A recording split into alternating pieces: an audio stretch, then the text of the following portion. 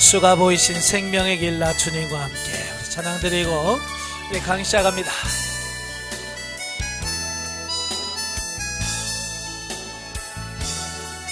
주가 보이신 생명의 길 나 주님과 함께 상한 마음을 드리며 주님 앞에 나아가리.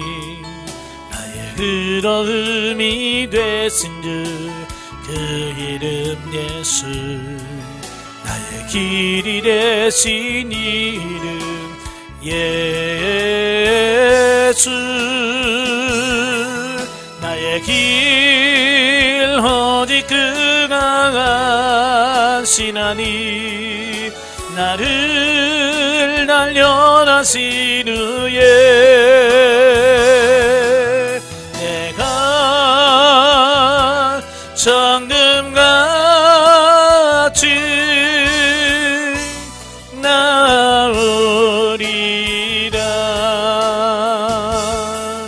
주가 보이신 생명의 길 나 주님과 함께 상한 마음을 드리며 주님 앞에 나가리.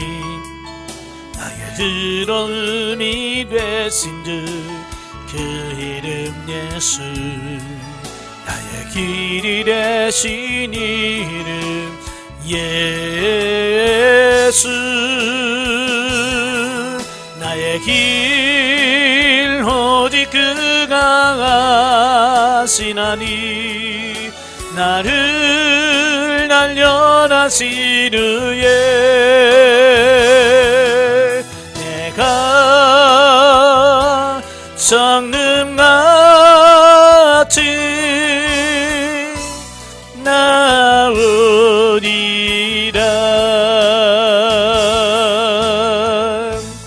아멘. 기도하겠습니다. 나의 가는 길 오직 그가 하시나니 그가 나를 단련하신 후에 순금같이 나오리라 말씀하신 주님, 우리가 이 땅에 사는 동안 여러 가지 훈련과 연단의 과정을 통해서 정말 주님이 모시기에 합당한 존재로 세워지는 역사가 있도록 도와주옵소서. 오늘도 히브리서 12장의 말씀을 나눌 때 그 말씀들이 살아있는 말씀이며 생명의 말씀으로 들려지고 우리 영의 양식이 될 수 있도록 도와주옵소서. 시정을 맡기오며 예수님의 이름으로 감사하며 기도합나이다. 아멘. 이 시간에 우리 히브리서 12장을 같이 보도록 하겠습니다. 12장의 내용이 뭐냐면 믿음의 주를 바라며 인내할 것과 화평과 성결의 권면과 또 배교에 대한 경고에 대한 말씀이 쭉 나오는데요. 자, 1절부터 3절까지가 인내로서 경주해야 할 신앙인의 삶이라고 하는 부분이 있죠. 자, 본장은 그러니까 12장은 지금까지 언급한 모든 논증들을 근거로 해서 본서의 수신자들에게 실제적인 삶에서 신앙인이 어떻게 살아야 할 것인가에 대한 구체적인 권면의 내용을 담고 있습니다. 그러니까 지금까지 1장부터 11장까지 쭉 설명했잖아요. 예수 그리스도는 천사보다 낫고 모세보다 낫고 구약의 모든 것은 비유요, 모형이요, 그림자요, 또 믿음이란 뭐냐, 이렇게 쭉 설명을 드렸는데 바로 이 부분은 이제 본장, 실제적인 성도로서의 삶을 살아가는 데 있어서 기초, 기본이 된다고 말이에요. 그러니까 어찌 보면 지금부터가 더 중요하다는 얘기예요. 지금까지 쭉 설명을 듣고 이제부터 중요해. 그 얘기거든요. 그래서 이제 본 단락에서는 저자는 전장에서 상술한 바 있는, 그러니까 11장에서 상술한 바 있는 수많은 증인들을 통하여 믿음으로 사는 삶의 가치가 충분히 입증된 바. 그죠? 아벨에서부터 시작해서 쫙 믿음의 사람을 쭉 열고 했잖아요. 그들이 한결같이 뭐였어요? 그들이 한결같이 믿음을 지키고 삶 속에서 하나님과 동행하는 어떤 그런 삶을 보여줬다라고 하는 거예요. 그래서 이제 성도들은 예수 그리스도를 삶의 모범으로 삼아 신앙생활에 더욱 박차를 가하도록 권면하고 있다. 즉 저자는 그리스도께서 하늘에서가 아니라 이 땅에서 인간의 모든 질고와 고통을 친히 체험하시면서 보여주신 그리스도의 뒤를 따르는 성도들이 본받아야 할 완벽한 삶의 모범이 됨을 말하고 있으며, 동시에 우리 성도들이 그의 삶을 모범으로 하여 그와 같이 인내와 순종을 통한 승리의 삶을 살아야 함을 교훈해주고 있습니다. 그러니까 예수님께서 왜 인간으로 오셨냐? 인간으로 되셔야 인간으로 우리의 죄를 사할 수 있거든요. 그죠?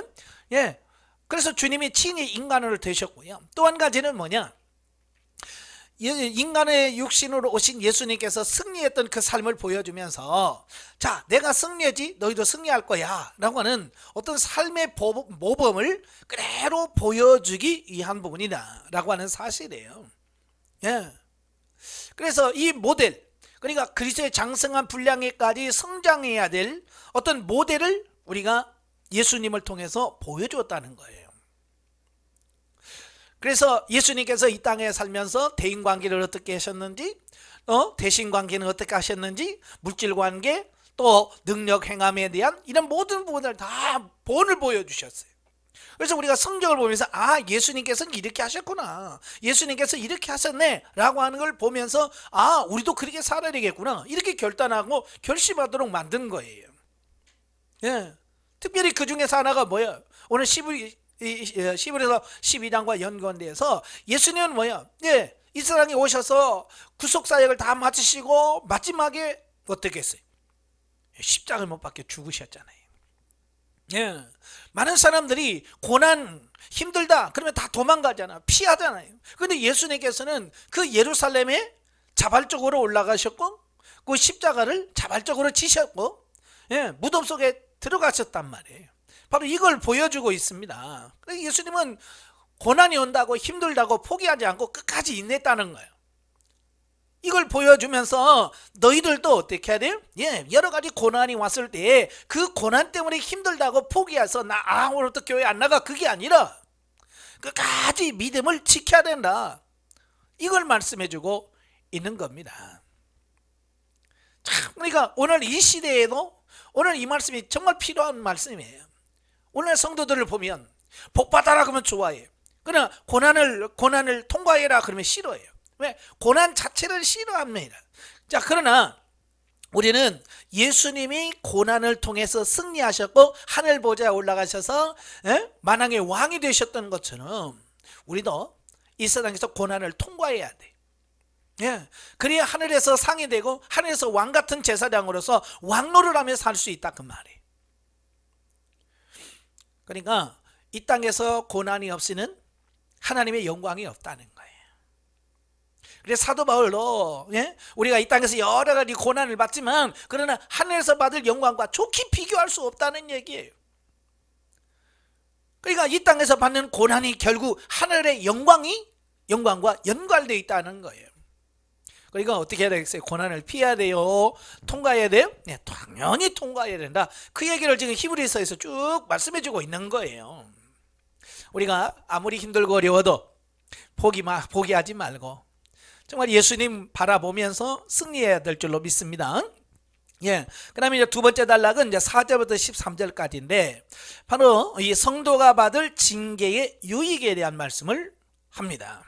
자, 징계에 대한 부분은 이제 마지막 결론으로 계시발전서에서 다시 한번 살펴보겠습니다만은, 자, 본 단락은 인내로서 믿음의 주를 앙모할 것을 촉구한 1절부터 3절에 이어서 계속해서 소망을 가지고 고난이나 주의 징계에 대하여 인내하라고 하는 주제의 두 번째 단락입니다.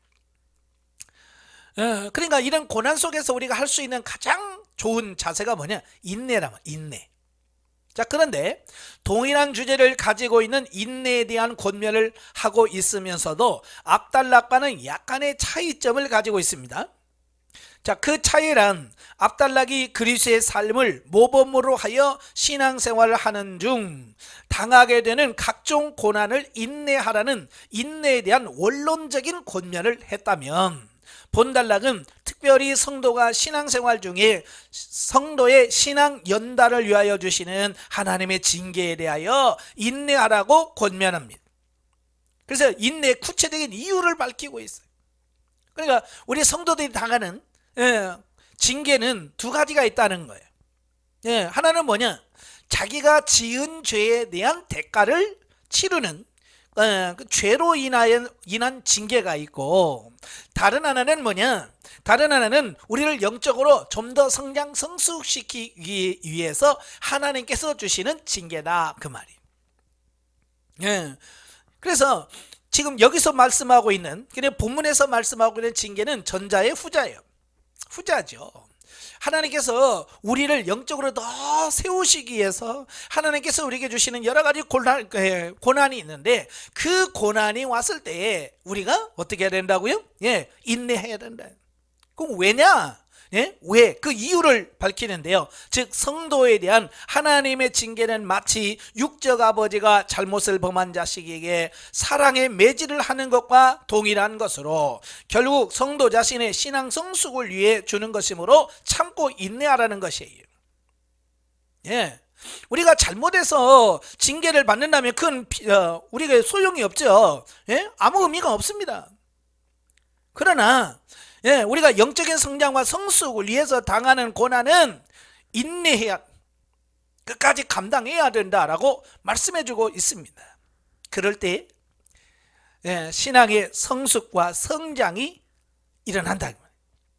그래서 하나님께서 마치 사람이 자식을 매질하는 것처럼, 예, 부모가 자식을 매질을 언제 합니까? 예, 잘못했을 때 그 잘못된 부분들을 고치고 새로워지기 위해서 부모가 자녀들에게 매를 들잖아요. 예, 그와 똑같다 그 말이에요. 하나님도 우리를 사랑하셔서 우리가 혹시라도 잘못될까봐, 어그러진 길로 갈까봐 하나님께서는 우리로 하여금 징계의 매를 들므로 우리로 하여금 깨닫고 바르게 세우도록 하시려고 하시는 하나님의 의도가 담겨져 있더라 그 말이에요. 이러한 본단락은 먼저 본서의 1차 수신자들인 유대인 개종자들이 극한 고난의 상황까지 가지 않았다는 것을 상기시킨 뒤 잠언서 3장 11절 12절의 말씀을 인용하면서 지금 수신자들이 유대주의자나 로마로부터 받는 박해는 하나님의 사랑의 표현으로 영적 지식인 성도들을 연단시켜서 더 큰 유익을 주려는 징계이므로 피곤함과 연약함 중에서도 좌절하지 말고 힘을 내어 징계하는 중에서도 오히려 성한 사람처럼 바르게 나아가라 라고 권면하는 내용으로 구성되어 있더라 그 말이에요. 예, 그러니까 지금 이 히브리서의 그 저작 기록 목적이 이유가 뭐냐면, 그 유대교에서 신앙생활 하다가 복음을 받아들여요. 그래서 교회로 와서 이제 교회에서 신앙생활을 하는 거지. 그런데 그 유대인들의 박해와 로마 당국의 그 핍박 때문에 그들이 견디다 못해서 다시 유대교로 돌아가려고 하는 사람에게 기록한 거예요. 예. 그러니까 그들은 이 고난이 단순히 힘든 부분으로만 이해를 한 거예요.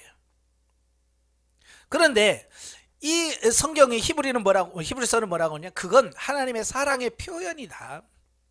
예, 하나님의 사랑의 손길이라는 겁니다.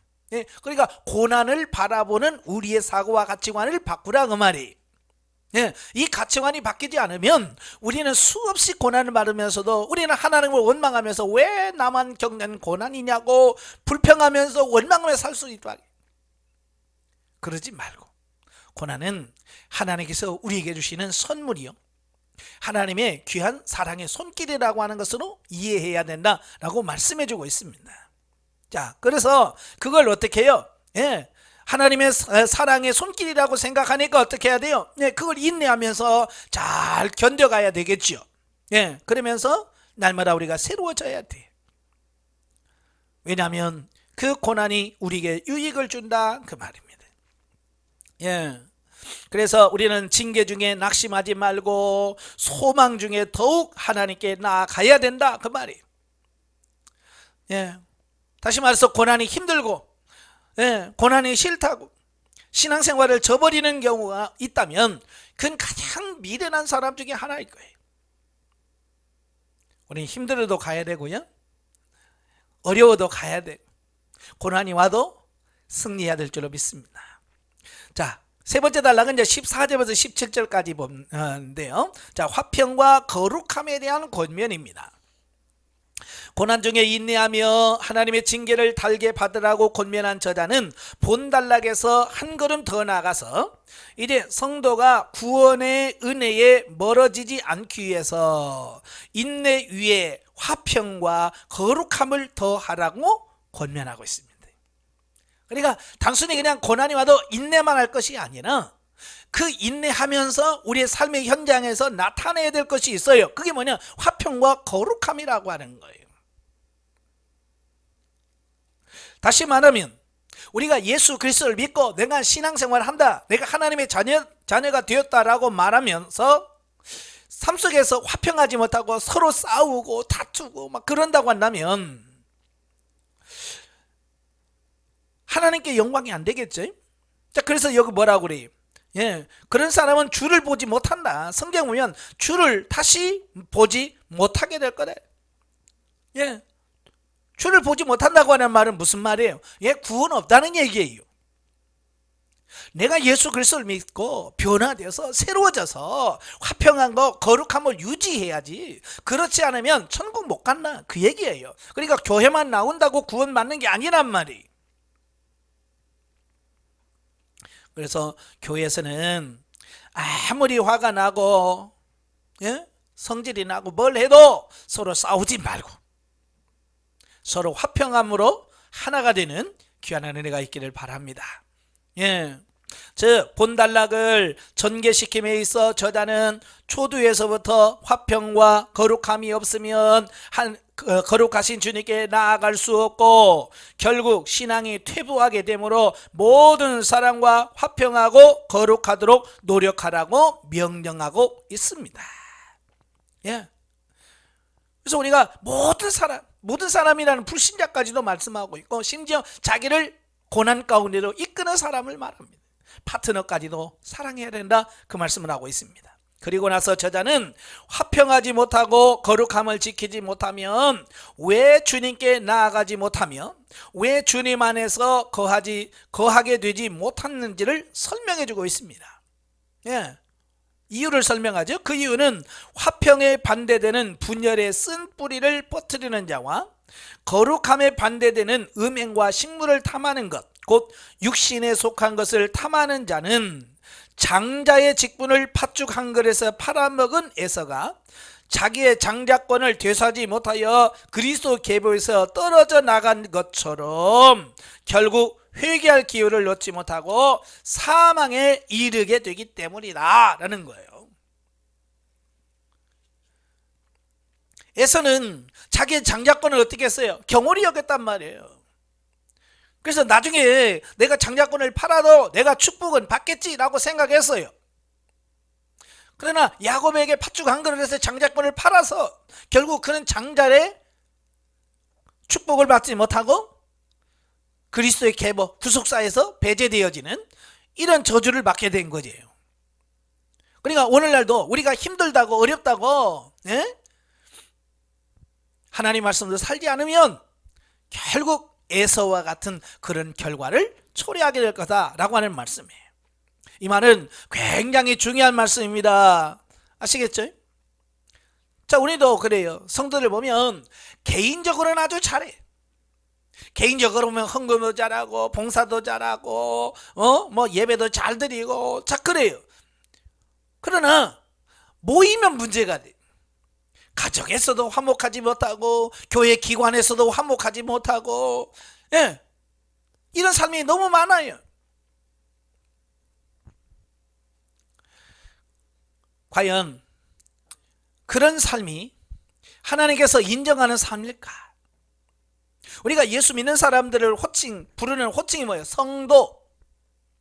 성도라고 하는 건 뭐예요? 성도란 거룩하게 구별되어진 자를 말합니다. 세상과 구별된 자, 이 구별된 자라고 하는 말은 예수 믿는 사람들과 비교했을 때 그보다도 월등히 다른 삶을 살아가는 사람이라 그런 얘기예요. 그러니까 우리가 예수 믿는다고 하면서 예수 안 믿는 사람하고 똑같이 산다면 굳이 성도라고 부를 이유가 없다는 얘기예요. 뭔가 달라도 달라야 예? 뭔가 달라도 달라야 성도라고 부를 수 있다는 얘기예요. 얼마 전에 식당에 가니까요, 거기 보니까 똑같은 건데 앞에다가 이 특자가 써졌다. 특. 예. 그래서 이게 무슨, 특이 무슨 거냐 그랬더니 거기는 고기가 더 들어간대. 예? 그러니까 보통 우리가 뭐 하나 국밥 주세요 그러면 국밥인데, 거기다가 특은 뭐냐, 양이 많아. 양이 많고 고기도 더 넣어준단 말이에요. 그래서 특별하단 말이에요. 근데 만약에 앞에 특이라고 써놓고 일반 보통하고 똑같이 준다면 굳이 특이라고 이름 붙일 이유가 없잖아요. 예, 특별하지도 않으면서 특기라고 하면 그 사기치는 거예요. 마찬가지예요. 우리가 성도라고 하면서 성도의 삶을 살지 않으면 이건 사기란 말이에요. 사기. 그래서 우리가 분명히 성도는 그리스도의 거룩함을 본받아 성화의 삶을 살아야 한다. 성화는 거룩한 삶으로 바뀌어지는 걸 말이에요. 날마다 변화돼야 돼요. 믿지 않은 사람들과 달라야 된단 말이에요. 오늘 저와 여러분들이 삶 속에서 정말 내가 예수 믿는 사람과 예수 믿지 않는 사람들과 우리가 정말 구별된 삶을 사는가, 그들과 비교해서 우리가 나은 것이 뭔가, 그들과 같아서는 안 돼요. 어떤 사람은 그들만 또 못해. 윤리적으로 도덕적으로 예수 안 믿는 사람보다도 못하는 기독교인들이 많은 거예요. 이건 주님을 보지 못한다고 분명히 말씀합니다. 우리가 정말 주님을 배우려면 거룩해져야 돼. 변화돼야 돼. 자, 네 번째 18절부터 29절까지 보면 새 언약을 거역함에 대한 경고를 하고 있어요. 자, 본서에 모두 5번 등장하고 있는 경고 중에서 마지막 5번째 경고의 내용입니다. 자, 이제까지 여러 각도에서 그리스도를 믿는 신앙을 저버리지 말고 지키는 동시에 그리스도인으로서 어떠한 행위를 하여야 하는지를 권면하고 경고해왔던 저자는 이제 그 본서를 기록한 핵심이 되는 목적인 배교에 대한 경계를 다시 한번 반복하여 그리스도로 말미암는 새 언약의 말씀을 버려 하나님의 진노를 자초하는 어리석음을 저지르지 말라라고 경고하고 있다라는 사실이에요. 아까도 말씀드렸지만 이 히브리서 1장부터 11장까지를 기록한 목적이 뭐냐, 한마디로 말하면 배교하지 말라는 거예요. 하나님 믿는 길에서 벗어나지 말란 말이에요. 예수님을 떠나지 말고 예수님을 부인하지 말고 끝까지 예수님을 믿으라고 하는 거예요. 여러분, 우리가 포도나무 비유해서 말씀드렸잖아요. 포도나무가 열매를 맺고 풍성한 열매를 맺기 위해서는 뭐 해야 돼요? 줄기에 붙어 있어야 돼요. 줄기에 붙어 있어야 그 줄기에서 원액, 에너지, 영양분을 다 가지로 보내잖아요. 그래서 가지에서 열매를 맺을 수 있는 거예요. 그러나 어때요? 그 가지의 줄기에서 가지가 딱 잘리는 순간 어때요? 그때부터 죽어가는 거예요. 오늘 우리도 마찬가지예요. 내가 예수 그리스도 안에 붙어 있을 때 생명이 공급해서 내가 사는 거지. 예수 그리스도를 딱 버리는 순간 우리는 어때요? 육신은 살아서 움직일지 모르지만 영은 죽은 거예요. 바로 이걸 알기 때문에 오늘 저자는 어찌하든지 배교, 예수님을 떠나면 안 된다. 예수님과 영적인 관계가 끊기면 우리는 죽는다. 이걸 강조하고 있다라는 거예요. 그래서 우리가 어찌하든지 예수님을 부인하거나 부정하거나 예수님을 떠나서 세상으로 향하지 않기를 바라는 마음이 여기 있는 거죠. 자, 본단락에서 저자는 본서의 수신자들에게 배교하지 않도록 하기 위해서 도입한 논리는 모세가 땅에서 받은 구약의 율법을 거역하여도 죽음의 형벌을 면치 못하는데, 하물며 모세보다도 또 모세 율법보다도 높고 탁월한 예수 그리스도와 그를 통해 주어진 복음을 버리면 얼마나 더 큰 하나님의 진노를 받을 것인가 라고 하는 논리를 하고 있습니다. 당연한 논리 아닙니까? 세상에서도 하회법이 있고 상회법이 있어요. 우리가 이제 법원에도 지방법원이 있고 고등법원이 있고 대법원이 있잖아요. 자, 이 밑에 하심, 그러니까 지방 법원에서 승소를 해도 고등법원에서 뒤집어질 수 있어요. 그죠? 그건 상해이기 때문에 하회 것을 뒤집을 수 있어요. 무죄를 유죄로 할 수 있고 유죄를 무죄로 할 수 있단 말이에요. 예. 그러나 고등법원에서 끝나는 게 아니라 대법원에 가면 대법원에서 또 뭐요? 뒤집을 수도 있고 그대로 받아들일 수 있고 할 수 있다는 말이에요.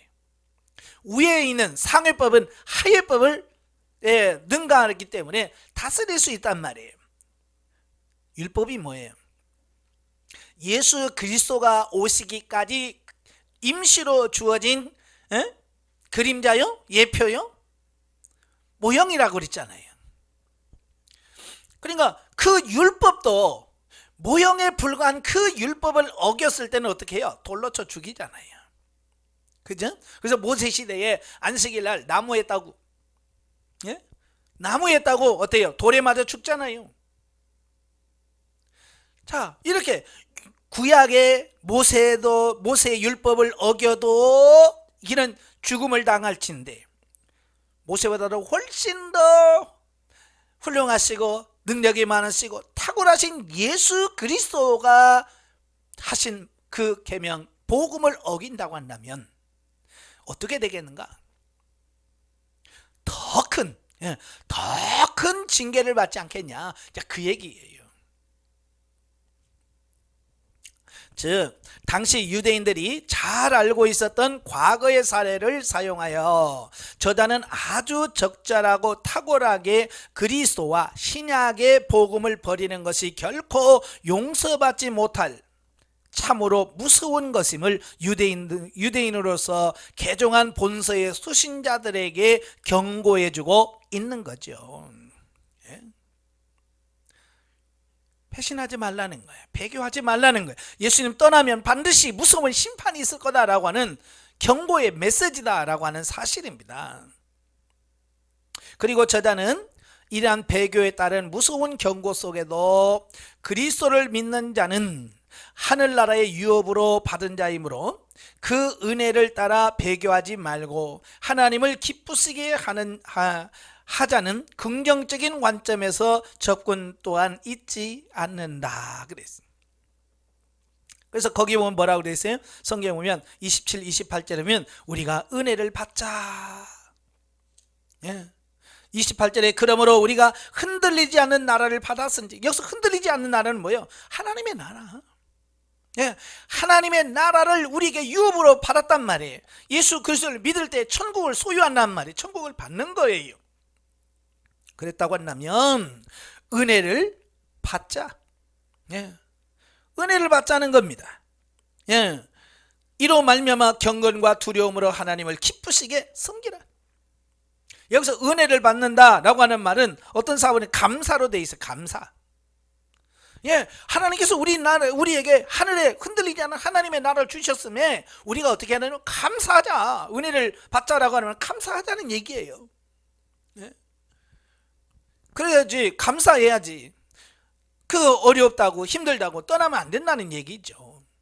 한편 저자는 마지막으로 배교에 대한 자신의 경고를 보다 강조하기 위해 하나님의 심판의 하나님이심을 선포함으로써 본단락을 마무리 짓습니다. 그래서 29절에 뭐라고 그랬어요? 우리 하나님은 소멸하는 불이심이라. 소멸하는 불. 여러분 불 속에 들어가면 어떻게 다 타서 없어지잖아요. 마찬가지로 여기서 소멸하는 불이라고 하는 말은 하나님은 심판의 하나님이시다, 이제 그런 뜻이에요.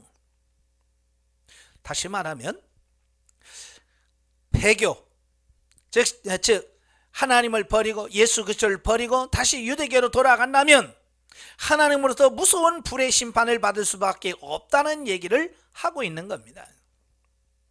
더 쉽게 말하면 지옥 간다 그 말이에요. 그렇기 때문에 우리가 지옥에 가지 않기 위해서라도 우리가 영적으로 깨어서 하나님의 말씀대로 순종하며 살아가야 된다, 이제 그 말씀을 하고 있습니다. 이거 뭐 초대교회 성도들에게만 주어진 말씀이 아니에요. 오늘 이 성경을 읽고 듣는 모든 사람 성도들에게 다 하시는 말씀이라고 말이에요. 그래서 저와 여러분들이 정말 어떤 시련과 어떤 환경이 와도 그것 때문에 예수님을 부인하거나 떠나는 일이 없어야 된다.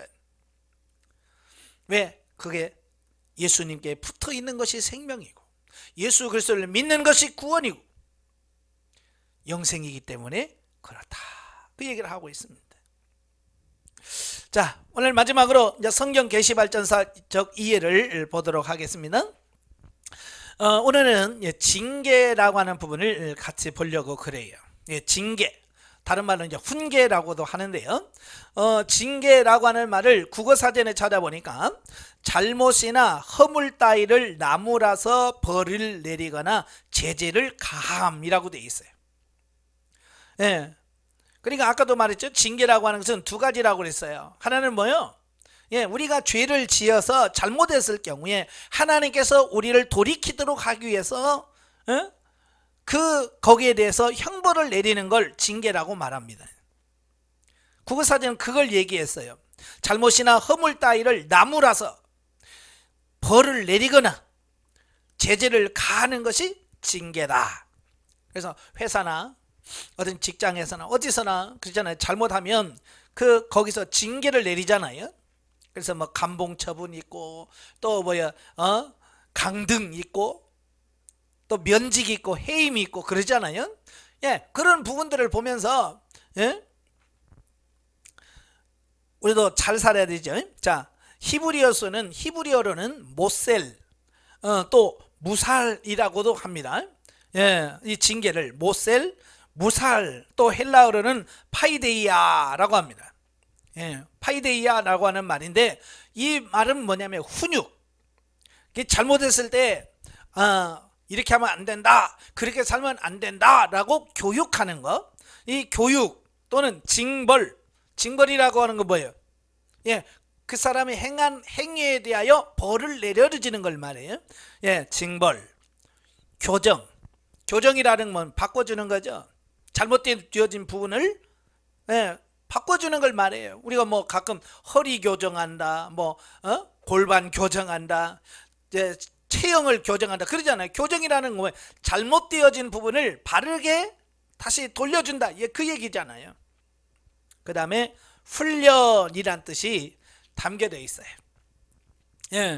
그래서 이 징계라고 하는 말이 있을 때 이건 징벌적 의미의 징계인가, 훈련 차원에서의 징계인가, 이걸 우리가 잘 구분하셔야 돼요. 그러니까 글자만 같다고 해서 똑같은 거 아니에요. 그 본문을 통해서 우리에게 말씀하시려고 하는 의도가 뭔가를 정확하게 인식해야지, 그렇지 않으면 말씀을 오해할 수도 있다, 그 얘기예요.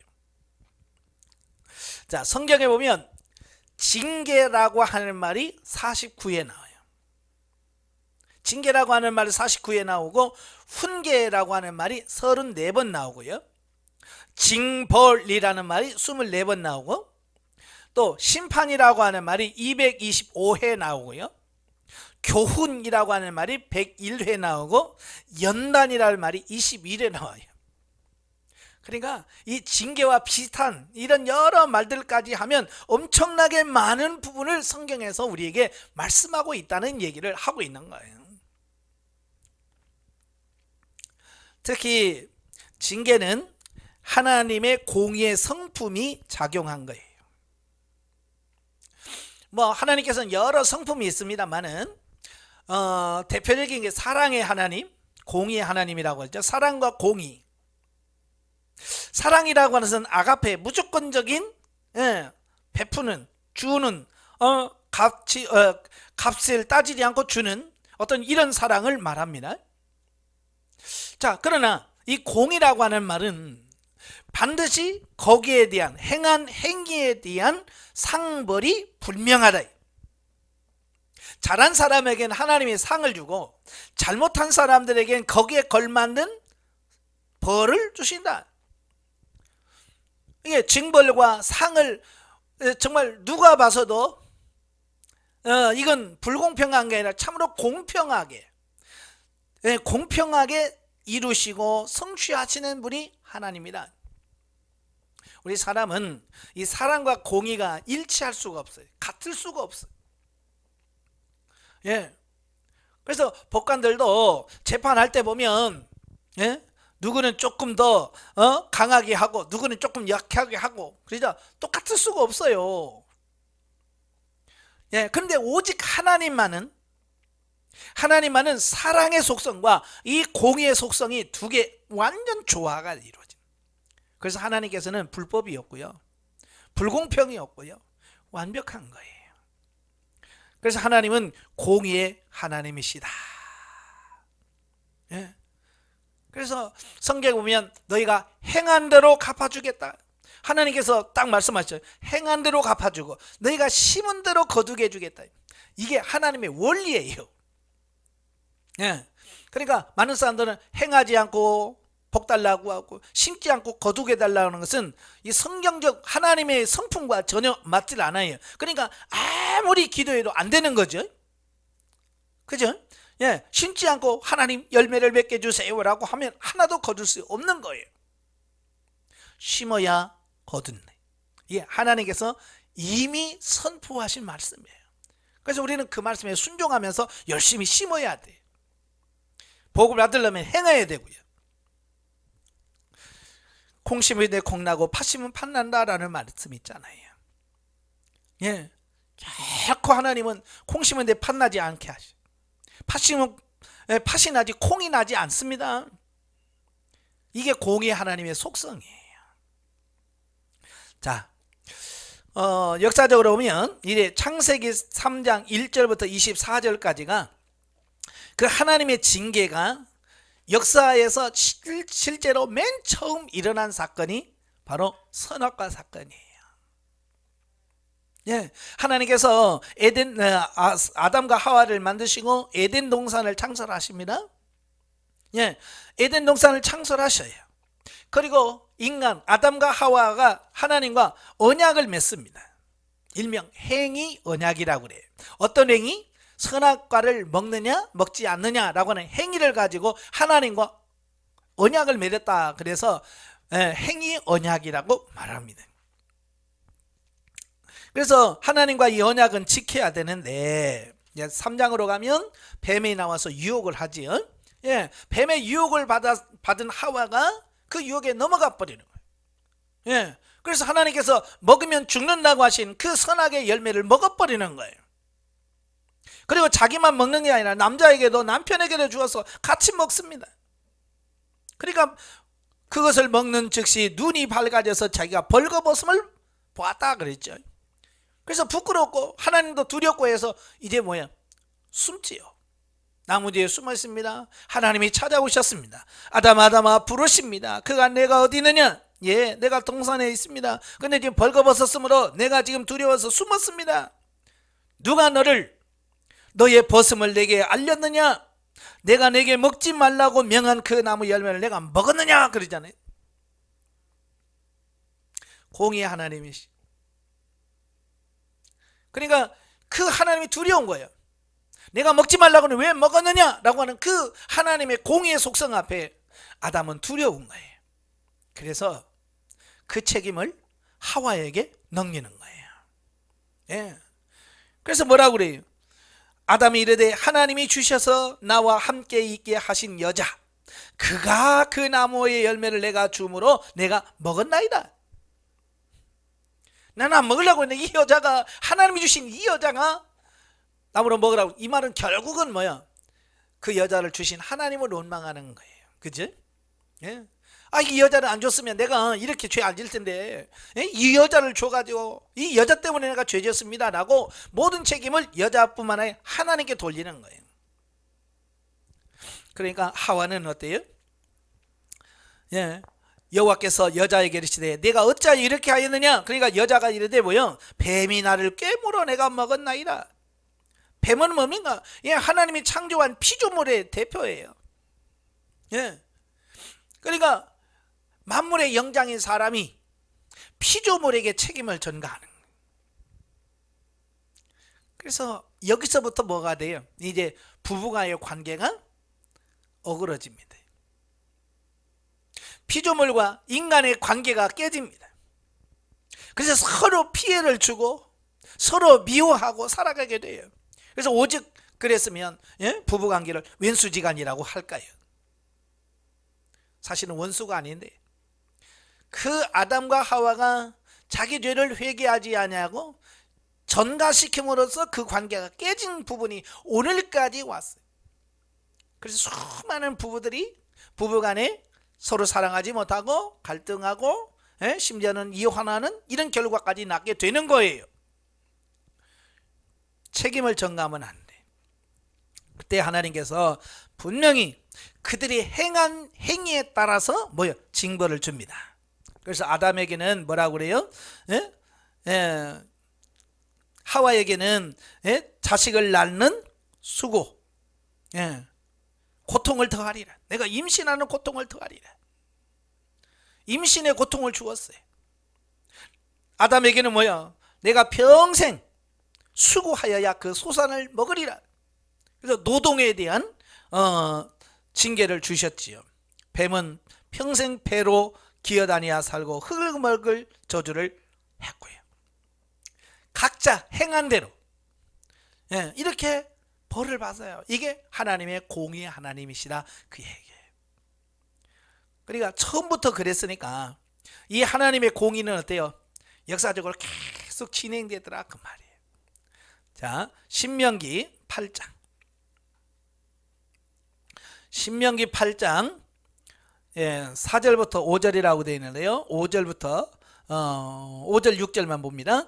너는 사람이 그 아들을 징계함 같이 내 하나님 여호와께서 너를 징계하시는 줄 마음에 생각하고 내 하나님 여호와의 명령을 지켜 그의 길을 따라가며 그를 경외할지라. 아까 히브리서의 말씀과 같지요? 그게 뭐예요? 사람이 아들을 징계함 같이 여호와께서 너를 징계하시는 줄 마음에 생각해라.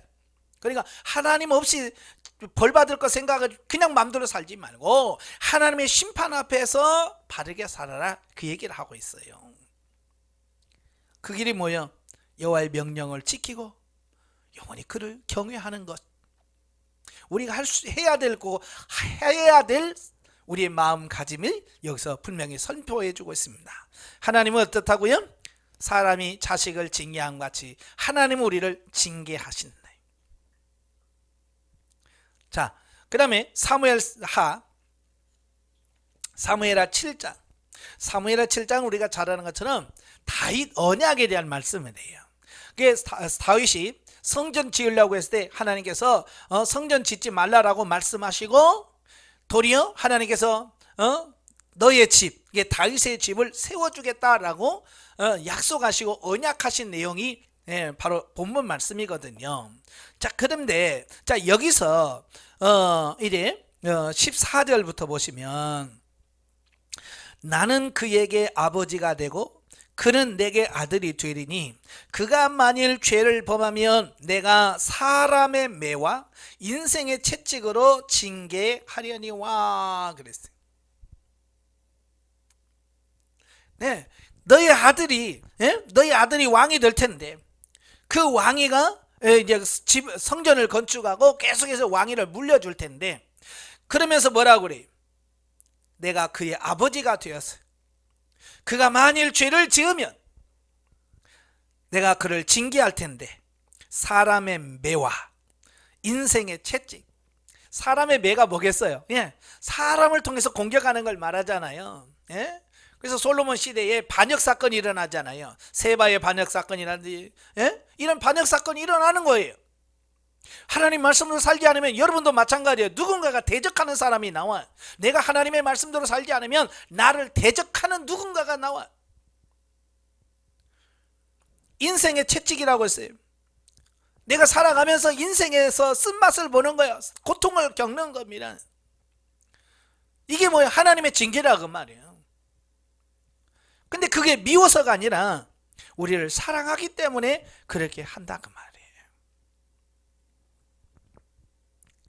자, 예레미야 31장으로 되어 있는데 30장입니다. 예레미야 30장 11절.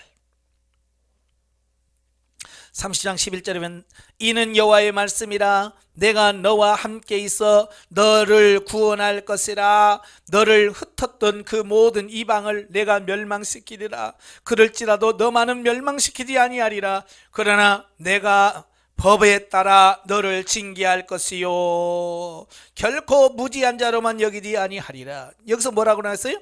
내가 법에 따라 너를 징계하리라. 하나님께서 정해놓은 법, 율법, 하나님께서 정해놓은 법에 따라서 징계한다는 거 말이에요. 여러분 세상에서 그래요. 재판장이 무슨 징계를 할 때, 재판할 때 자기 마음대로 자기 마음대로 하는 게 아니에요. 그 법에서 정한 그게 있어요. 징역 5년에서 10년 아니면 15년에서 20년 이렇게 정해져 있어요. 그래서 그 안에서 조정할 수 있는 거예요. 예를 들어서 10년에서 15년을 징계를 감옥에 가야 된다. 그럴 때 그분이 정상을 참작해서 이번엔 10년만 해도 되겠다. 그러면 10년을 주고 얘는 안 되겠다면 15년을 주고 그러는 겁니다. 하나님이 자기 감정에 따라서 하는 게 아니라 하나님의 법에 따라서 한다. 비슷한 말씀이 또 나오죠. 예레미야 46장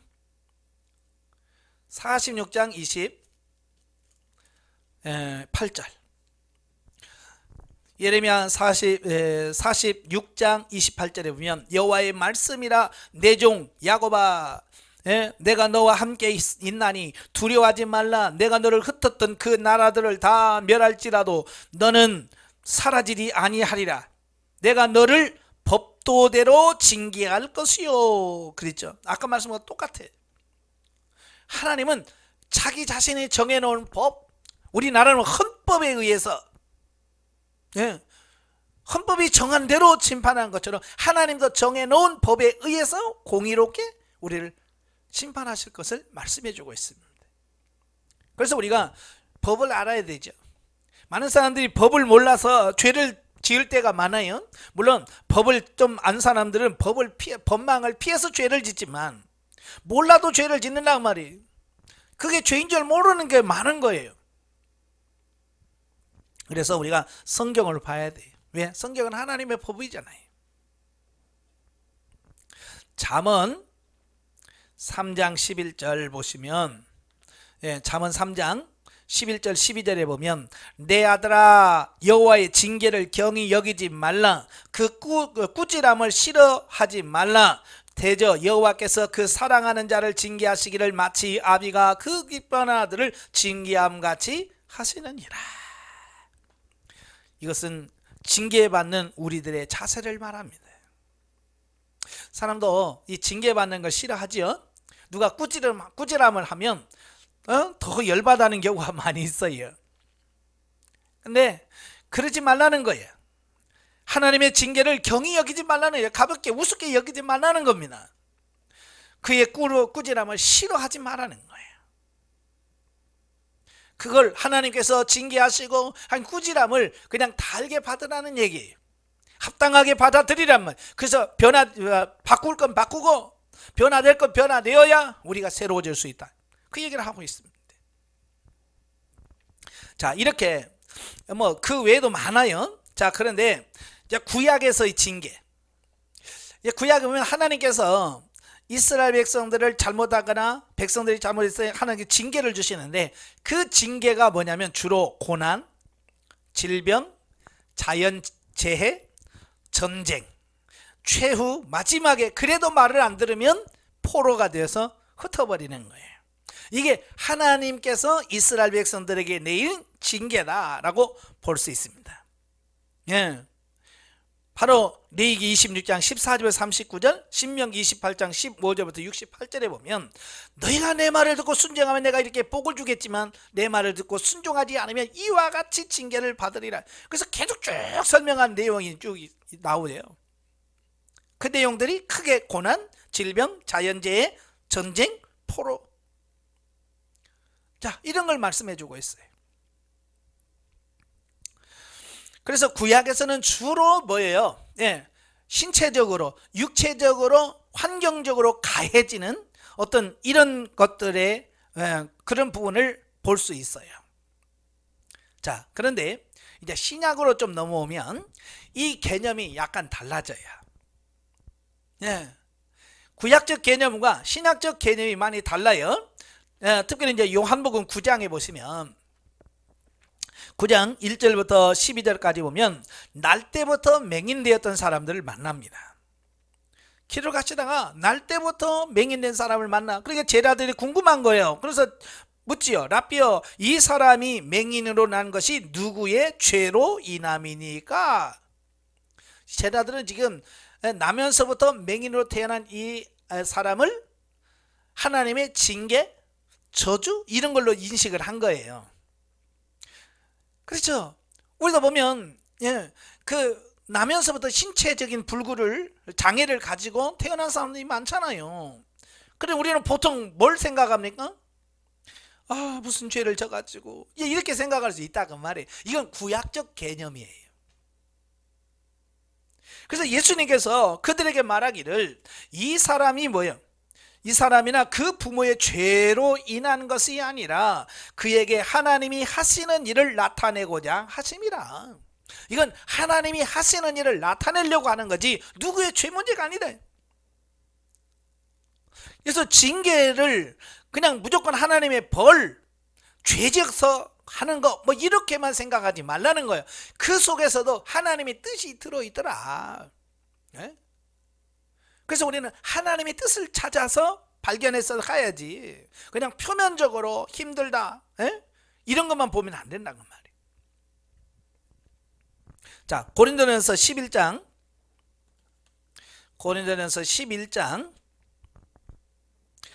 27절부터 34절 바로 이제 성만찬 얘기를 쭉 하잖아요. 성만찬 얘기를 쭉 하면서 그 성만찬을 잘못하게 되면 하나님께서 거기에 합당한 징계가 있을 거다라고 말씀해 주고 있습니다. 그래서 29절에 보면 주의 몸을 분별하지 못하고 먹고 마시는 자는 자기의 죄를 먹고 마시는 것이니라. 그러므로 너희 중에 약한 자와 병든 자가 많고 잠자는 자도 적지 아니하나니.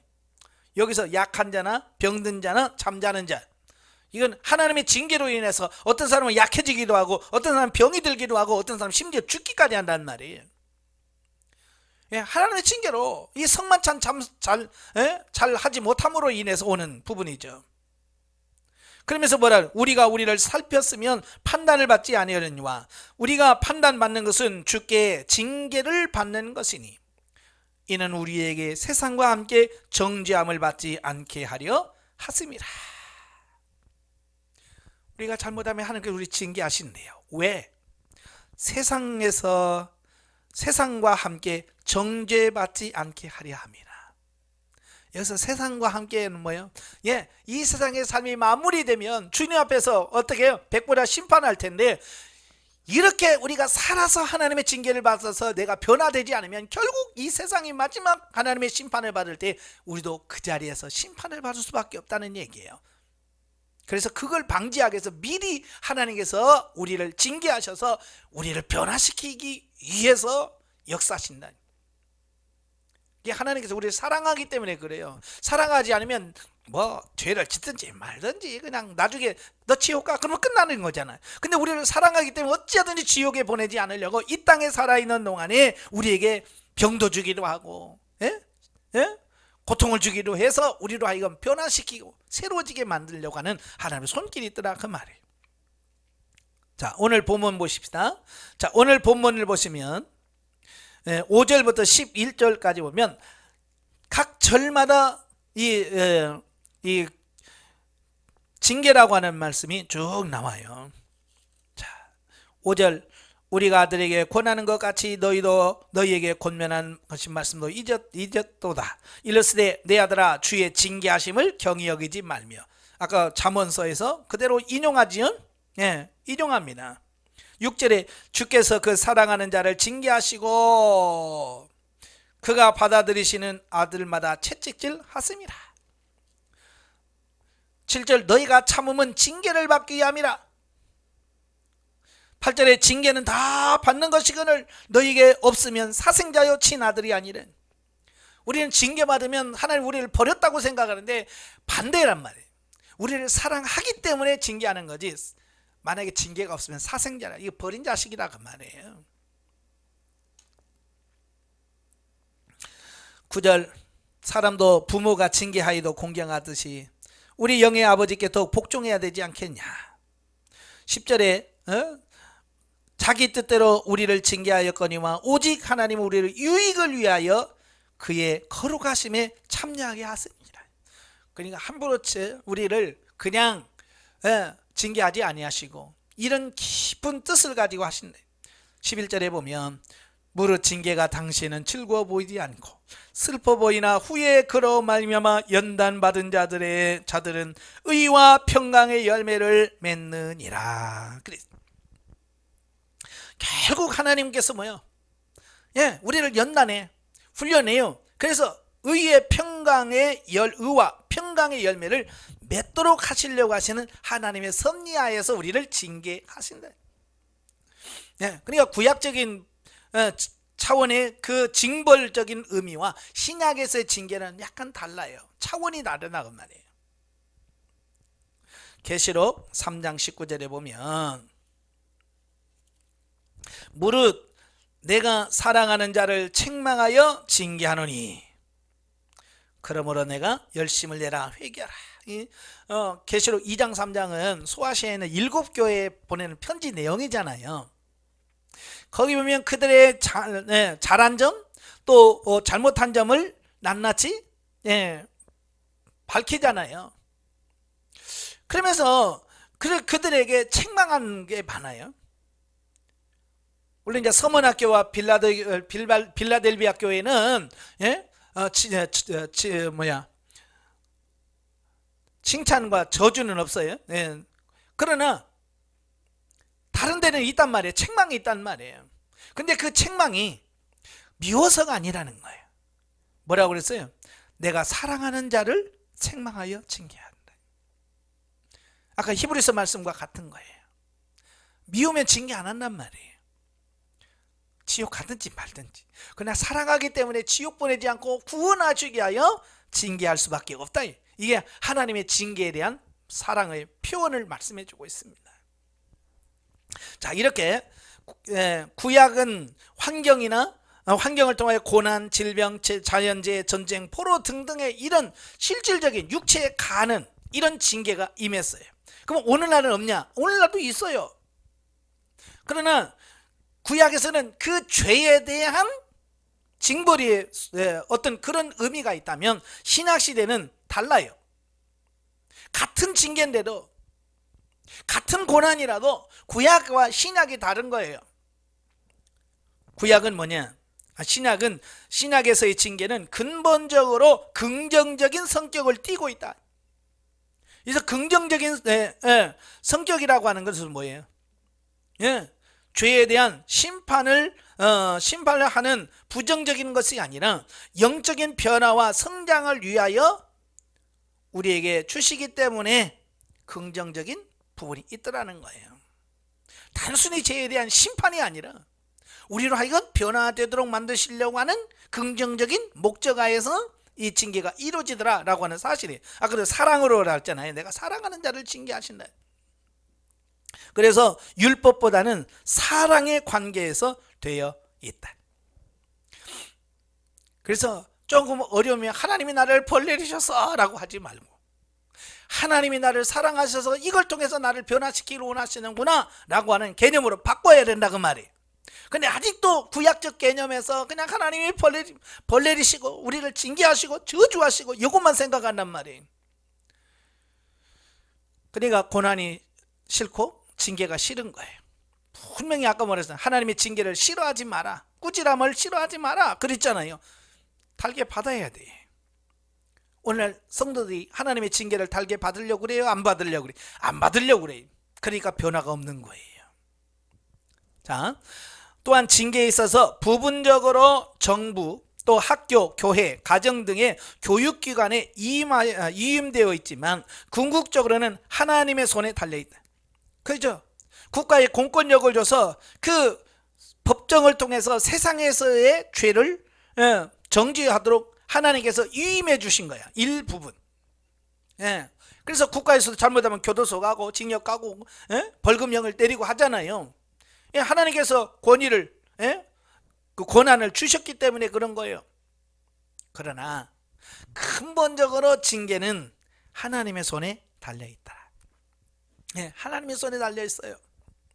그리고 모든 사람은 자기 자신에 대한 자신에 의해서, 이 말은 뭐예요?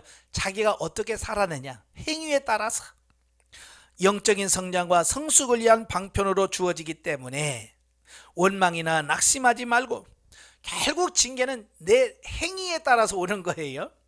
예. 아무 짓도 안 했는데 그냥 갑자기 하나님께서 징벌 내리는 게 아니에요. 내가 뭔가 하나님 앞에 부적절한 행위나 부적절한 어떤 것, 잘못되어진 삶을 살 때 그걸 교정해서 나를 하여금 바로 세우시기 위해서 징계를 하신다. 그렇기 때문에 원망이나 낙심하지 말고 징계에 감사하고 근본 원인을 찾아 해결하려는 자세가 필요하다. 예.